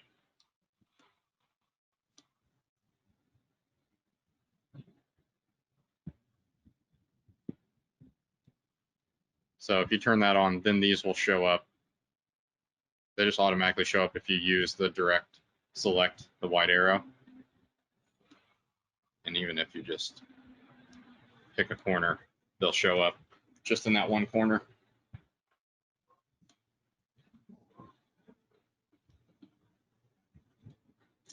Mark asked, how will future adults be able to be letter designers without learning cursive? That's a good question. I don't know. I learned cursive in 2nd grade. And then what's funny is since I want to be an architect and I knew that at a young age, I wrote in all caps for basically all through high school, and still do. If I'm writing, still write in all caps, unless I'm actually like telling myself to draw in cursive. So any other questions as people are kind of working through things?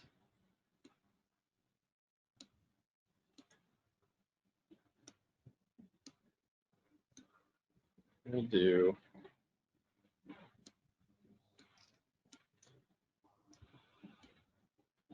I'll work on this one to kind of show how.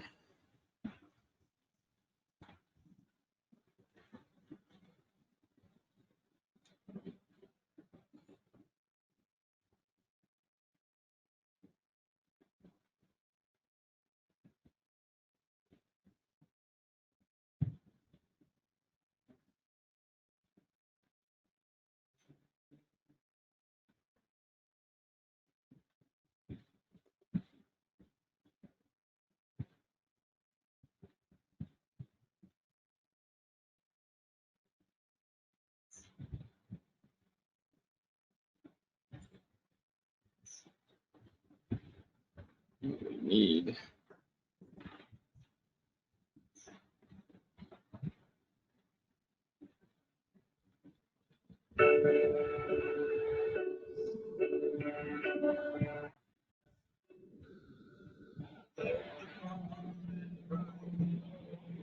This is the point where I would be like walking around the room and talking to people and checking things out.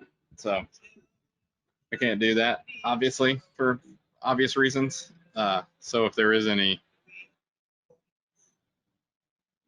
questions or really anything, even if it's like something that you don't, that we haven't covered, happy to answer. And if anyone would like to share progress of where you're at, I'm going to pop a link in the chat for you to upload a screenshot if you'd like some feedback. Yeah, definitely should do that. Also, if you don't show any progress today, that you did anything, then you do fail the workshop. I don't know that anyone specifically is grading it, but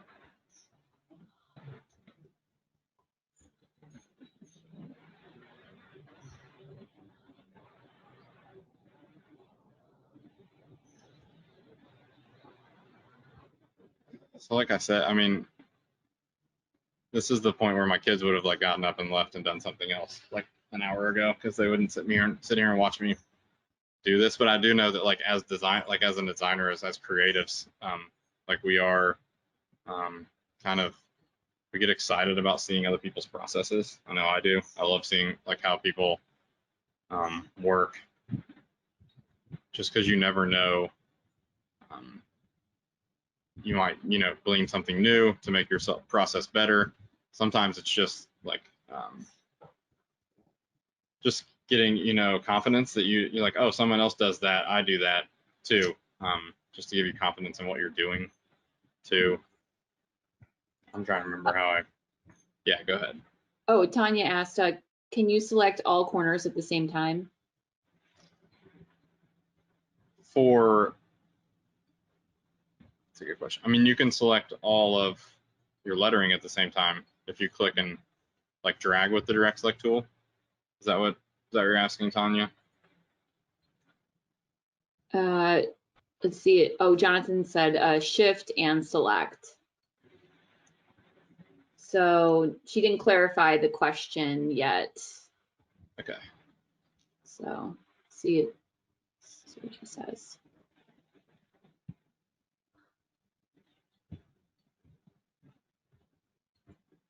Yeah, just let me know. Sorry, yeah, being able to adjust the sizing to be 1. Let's see. So I guess if you're scaling, I would just use like the actual selection tool and scale things up. I guess maybe I'm not exactly sure what you're asking. Sorry. Tanya, if you want to unmute yourself to clarify, feel free. Sorry. Yeah, I just wanted to clarify when you're sorry, I can't even speak. When you have a letter that you're playing with, Yep. I just wondered if it was possible to scale up to the one size that you want. So like 0.2 is the general corner size, and then afterwards I can adapt to my own size individually where it needs be, but just for consistency I could get one size to begin with, then adapt accordingly. Yeah, so you're talking about specifically with the corner rounder tool widget. Okay. Yeah, so that's a little tough because you can't. So let me show you an example. So if we have like this one, for instance, let me group every. If I was going to do all the corners at the same time, at some point, something is going to stop me because it's probably going to be one of, let's see, it's going to be like one of these in here. So that's why I was saying, and you're going to get different like radius. So like these look similar, but then this is a like kind of a bigger circle or a bigger radius there with that one. So that's why I was saying, I think the way I do it is I will select the shapes that are similar or the angles that are similar and do those, and then I would go back and select the other angles and do those, if that makes sense. Is that what you're asking? Yeah, I was just looking for an easy life. Yeah.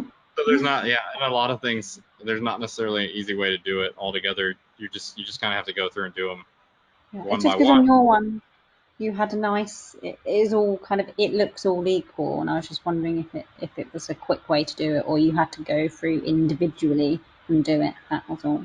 Thank Yeah. you. Yeah, no problem. So the only tip I have is just to kind of visually look at the letters, and you can figure out, like I can do like these 6 points at the same time because they're the same angle, and then I can do these other ones because they're same. Well, so I'm just looking for like repetitive angles where I can do them together in that instance. But and then there's no right or wrong answer as far as like how much of an angle or curve you put on the letter. That's all like preference, and oftentimes I will do like a couple different versions and then print it out and see which one I like the best. So.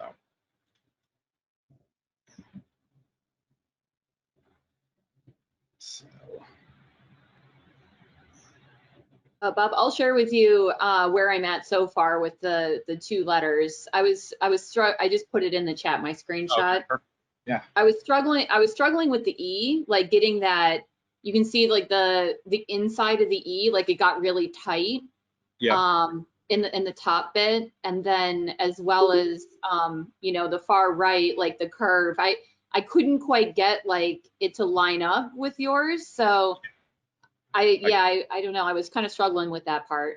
Yeah. So it looks, all in all, it looks pretty good. But like you said, I think like this area and then right through here is kind of where I see the trouble areas, which is what you said you were struggling with.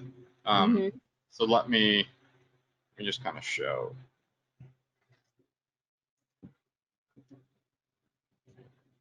So kind of as a rule of thumb, if you look at this angle, let's look at let me pull this, let me show you yours real quick. So one thing I noticed in yours is that this handle's really short and this one's pretty long across the top. So as kind of a general rule of thumb, this handle right here is going to be longer almost all the time because it's a much like wider, it's a much bigger curve. So to carry that load, this handle is going to be bigger, whereas like this is a much sharper curve. So if you think about it in terms of like a circle, Mhm. So you have this circle, and then you would have a much larger circle making up this curve. So if you Mhm. think about it from that instance, let me change the color of these real quick. If you look at it, see how this handle's short because it's a smaller radius. It's a small, and then this handle is longer because it makes up, that curve makes up a much bigger circle. Mm. So if you think about the curves in that instance, that kind of gives you a rule of thumb that like, I know that like, since this is a much bigger curve, that this, even though these two handles are working together, that this one is going to be longer than this one. Mm. Is that, And and that's just kind of like a general rule of thumb, like any kind of downstroke, do you keep that Bezier like longer? I mean, it's not necessarily that it's a downstroke. It's just the fact that the overall like arc is a much bigger, like it's a much bigger arc or radius than this one. So similar to another example is like if you look at these two right here, like this one, comes all the way out to here, and then this is a much tighter radius right in here. So you can see it's a much shorter handle. So as I mean, it's just, and that's just one of those things that the more you do it, the more you get comfortable with it. Those are things that you just inherently will do because you just recognize those things. But yeah, as a good rule of thumb, that's a good way to look at, like if you're struggling with it, just to kind of take a look at the handles specifically for E. And then the other area, I think maybe this inner shape is kind of flattening off right here, and then you're getting this like flat spot here that's kind of covered up by this stroke. So to me, that like this node is too high. Oh, so it has to come down a wee bit? Yeah, so the node needs to come down. And that's an instance where it's like if the curve just isn't looking right, then the chances are then the node needs to either move up or down. So you can see like here, I think yours was up in here in this area, and mine's down here, and then the same. Like this handle is going to be longer than this one up here, which you have that. And then Maria also posted up in the chat her screenshot as well. Take a look at Maria's. Awesome. And she said, can you explain these parts that cross over on my V? They're a hot mess right now. Yeah. So they always, like I said, they always look weird. There's nothing wrong with them. The one thing that I would do is I would like so this handle right here, I would click on it and drag it back to the node. This one right here, I would click and drag to the node, whereas like this one needs to be dragged down here. So what I'm doing with that is I don't need those. Like I'm crossing these over, but I only need this handle to adjust this one. And then I need this handle to adjust this one. But at no point, I don't need a handle going this way or this way because I don't need to adjust this piece. It's insignificant. It's just showing the crossover. But as far as all of the nodes and the handles and stuff, it looks good. So I would also, like this one right here needs to be broken. So I would option click on this one and pull it down, and that will break it so that you have more control over this Bezier right here. Does that make sense, Maria? She said thanks.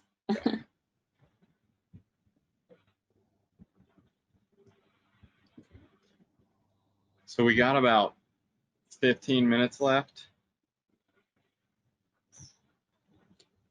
So if there's anything, I can cover like anything at this point. This is a good time if you do have a question to just pop it in the chat or send me a screenshot so that I can answer those now. Obviously, like I said, if you want to play with this after the fact, feel free to do that, and then you can just send me an email the one thing, and then also like if you're working on one of these pieces, the good thing is you can just unlock the layer that the gray is on, and all of like I put the like the vectors in there so you can actually like take a look and compare like what you're doing to what I originally did. Like I said, it's not necessarily the right answer or the only answer, but it's, you know, it's how I created those letters. So you can kind of see what I did to make those. So that's kind of why I give you that, guys, those, so you can compare those to your We own. did get a couple other questions that popped up. Any chance you could talk about how you did the W on own your work? I'm confused by how you did the middle. Yeah, it's a little weird. It's actually like, oh, that's not the W. This is the W. Okay. So yeah, I was actually working on that. So yeah, I can show you. Let's just pull it off to the side so it's easier to see.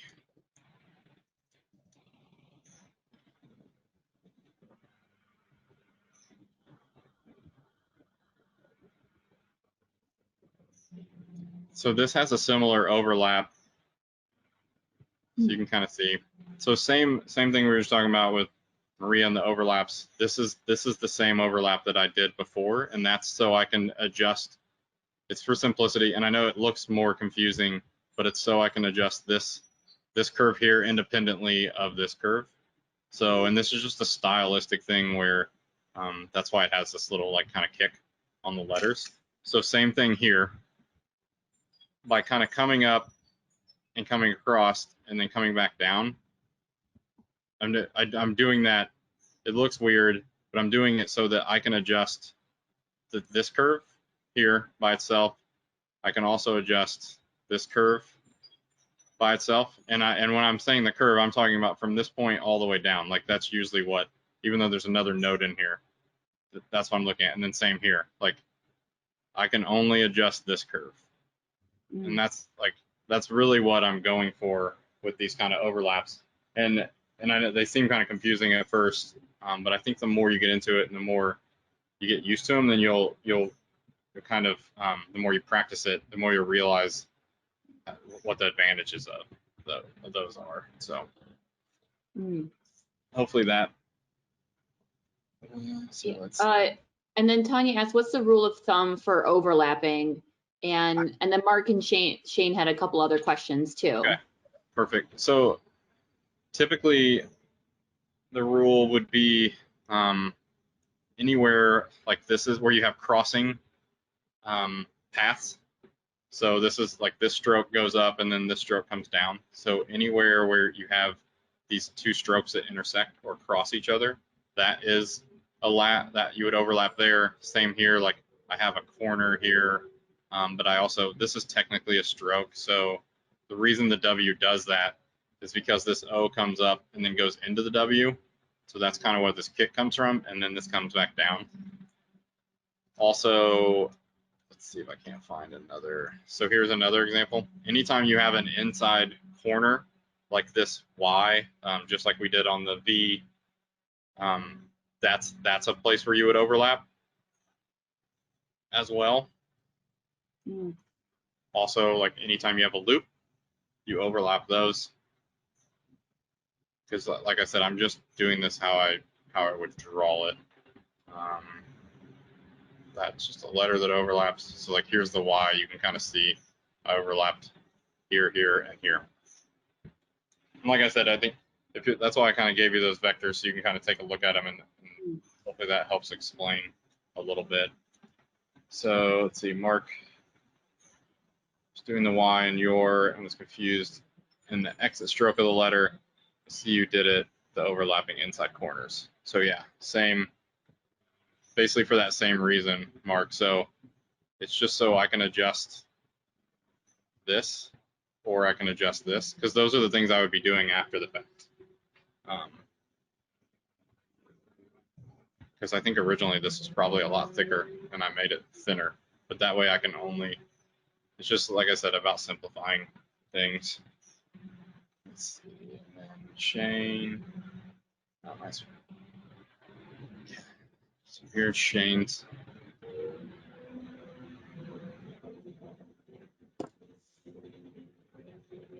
That looks good, Shane. All of your, everything that is, should be, so a couple areas, like maybe this could come down a little bit and that could come over, but sometimes if it looks right, then there's no need to adjust it. You would technically have you'd have a point here and here.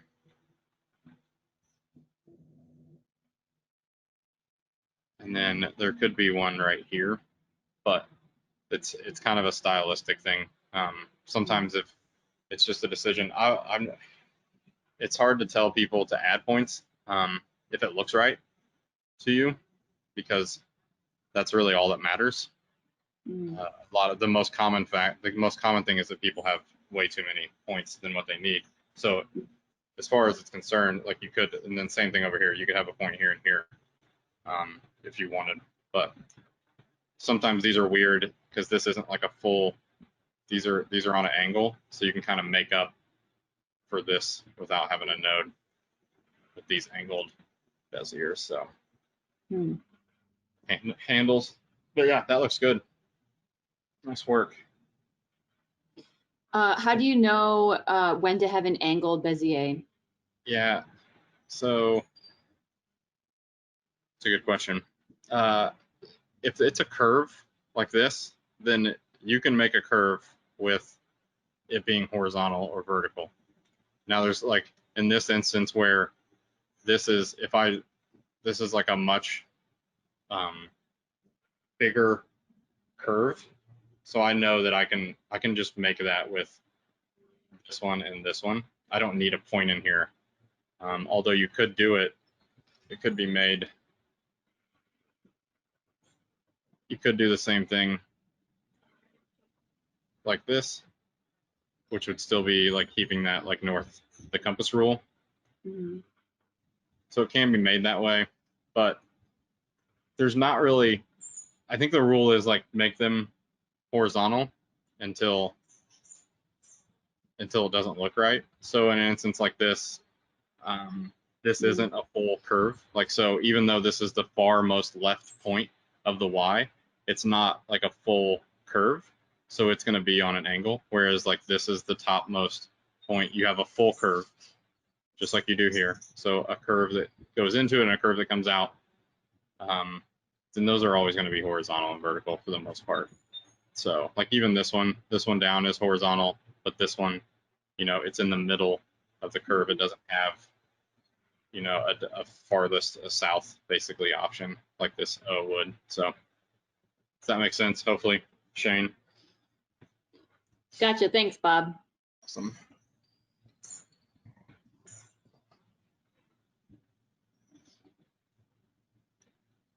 So Now, is there anywhere that you would recommend, Bob, for more like good resources for folks as they're like learning more about how to do this kind of like lettering style, or like blogs you follow or other kinds of inspiration? that is a great question. So, I mean, the good thing is now with social media, there's so many people doing this. When I started lettering in 2014, there wasn't, which doesn't seem that long ago. I mean, I guess it was six years ago. There wasn't a lot of resources, like Skillshare wasn't around. And I kind of was drawn to people like Ken Barber and Ryan Hamrick, who were showing a lot of sketches. So that to me, that was like important to show process. And I think that's kind of why like I enjoy sharing process. And that's why I enjoy teaching, because you just have to know that that it all, like none of this looks good from the start, that it takes a lot of work and a lot of experience sometimes to get to what some of these people are creating. Yeah, Shane just dropped in there, Jessica Hish's book is great. So this, my friend Ade Hogue, who's in Chicago, I don't know if these are sold out or not. I'll drop a couple links in here. He did this book on the Bezier method, and it's great. It's just a little zine, you know, but it kind of goes through. everything that we talked about. So this is a great book. There's a couple other people. Jonathan Ball has this, like, this is more of like a script basics, another little zine. It's really cheap. Kyle Latender has this great zine about expressive lettering. He's an alien, I think, with the stuff. His illustrative style is incredible. But I think the single, like, this book just came out. Oh yeah, I just got that for my husband. Yeah, so we call him Uncle Ken. Ken Barber did this. This Ken has been like such an influence on me and my lettering. It's the only workshop I ever took. The only like training I've actually had lettering was one of his workshops. He's such a good teacher. This book is so cheap. It's called The Lettering Manual by House Industries, and Ken wrote it. I'll drop it in the chat for you guys, a link. It goes through everything. This is a must-have. Like you should have this. There's all kinds of other, like, this is an old book that's been around for a really long time. This is like I don't know what edition this is, but this is like a $10 book on Amazon. It goes over lettering. These are just things that I kind of grab it. Like, I just kept asking people for help, and people would send me stuff. And Katie, I can send you links to these things. And then yeah, that would be great if you give me an email. Yeah, because then then you can just share my email with the class too at that point. And then lastly, this is just one of his books, but Doyle Young was kind of like a master of lettering. He did the Prudential logo. So whether it was like drawing just kind of classic logos or lettering, he has quite a few books. I think there's 3 of them. They are a little bit more expensive. This is one of the cheaper ones actually, but the investment is, it's great. Like, it's worth having. So I can send you, it'll probably be later today or tomorrow, but I can send you a link, or just like all of those things and some other resources. Yeah, the zines would be great, because I've never heard of those or seen those. I'm assuming you're friends with them on Instagram and you just order them through their personal shops kind of thing. Yeah, and I think that's the biggest thing. So when I like started lettering in 2004, I know we're getting close in time, but just a little history. Like, when I started doing this, I would share like a daily lettering piece for on Instagram, and I did that. I think I did it for like 500 and some days. It was far too many days, but I lettered. The reason I got into lettering is that I just had like this affection for these hand-drawn letters, and I didn't know how to do it. And I would try and like take fonts and manipulate them, and it never looked good. And then finally I just realized that, like, through Ken Barber and Ryan Hamrick and like some of these other letterers, that they're drawing these all by hand, and that if I was going to get good at lettering, I was going to have to start drawing and putting in the work. So I basically just committed to drawing a word or phrase every single day. And I did that for a lot of days, far too many days than I needed to. But basically it was just teaching me to draw again, and then also to see like some of those nuances. But I think the biggest thing that came out of that was, in sharing my work, was this community of other people that were going through the same thing I was, and struggling, and sharing stuff, but also people that were, far better than me, that were taking time to kind of lend, their thoughts to help someone out. And there's a lot of that, and I think that's the biggest thing about the design. And probably the most unexpected thing is the community that kind of is out there, and it's incredible. And obviously there's some bad things, like anything you get, but it just kind of depends on what you choose to focus on. So. Are there certain groups that you like to follow on Instagram, to kind of like, if someone's starting to try and build their type community, like different accounts that you recommend following, or hashtags to use to start kind of plugging in? Yeah, I mean, Good Type is an amazing account. There's a couple other ones, but there's some that, I don't know, that's tough. There's some that are really good, and they're just really out to share work. There's a lot of them that share people's work and then are also trying to get work from themselves, which is just sleazy. And like, It's not to share someone's work. And it's like, it's great that they credit you and tag you in it, but then, the next line down, they're saying, if you want something like this, reach out to us. And that's I've seen a lot of that. So there's a lot of that going on there, but there's some good ones. I mean, if you just follow the hashtag like lettering, or some of those are like hand lettering, when I started lettering, I would do like hashtag, and then I would do hashtag lettering written out was kind of the hashtag that I used. Now I think a lot of people use it. In fact, I was trying to scroll back through to just get like to a section that showed like a bunch of the stuff that I had done previously that was terrible, and it took too long to scroll. So I mean, that's the thing about hashtags, that people use them. So I can put some of those in the email as well. So I'd be happy to. Great.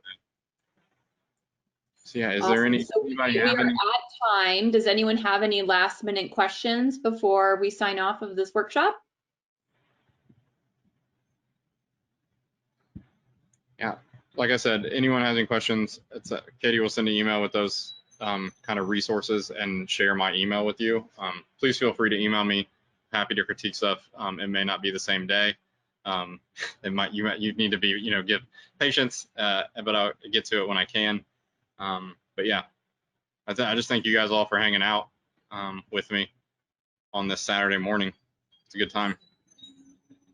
Awesome. Thank you so much, Bob. I really do appreciate you taking the time and sharing your knowledge with us today. So I